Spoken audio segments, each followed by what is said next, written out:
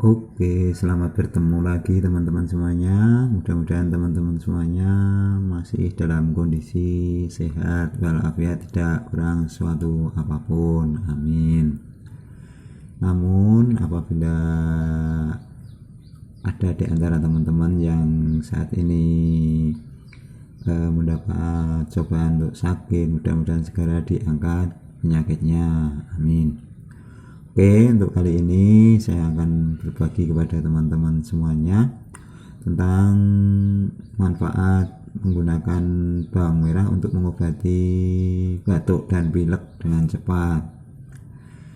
Seperti kita ketahui bahwa bawang merah adalah bahan bumbu dapur yang mudah sekali didapat dan mengandung berbagai zat yang baik untuk tubuh seperti natrium, kalium, folat, vitamin A, B, dan sebagainya. Namun saya tidak akan membahas tentang itu. Langsung saja, cara menggunakan bawang merah untuk mengobati batuk dan pilek adalah sebagai berikut. Apabila teman-teman atau ada di antara teman-teman semuanya yang baru menderita gejala batuk dan pilek atau bahkan sudah menderita batuk dan pilek, cara menggunakan bawang merah untuk pengobatan adalah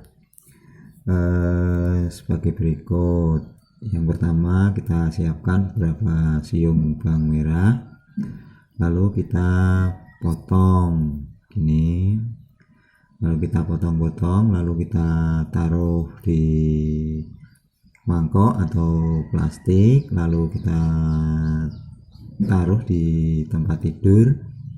Waktu kita mau tidur sore hari, kita persiapkan, kita letakkan di samping kiri kanan kepala kita waktu kita tidur.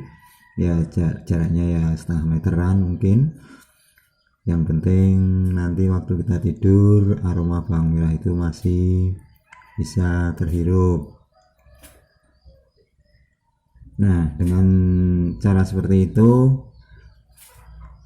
nanti kita tidur itu, selama tidur itu kita otomatis juga melakukan pengobatan, karena kita waktu tidur kita juga masih menghirup bawang merah tersebut. Nah, lakukan hal ini beberapa kali atau beberapa malam menjelang tidur, dipersiapkan, lalu setelah itu diulangi berulang-ulang.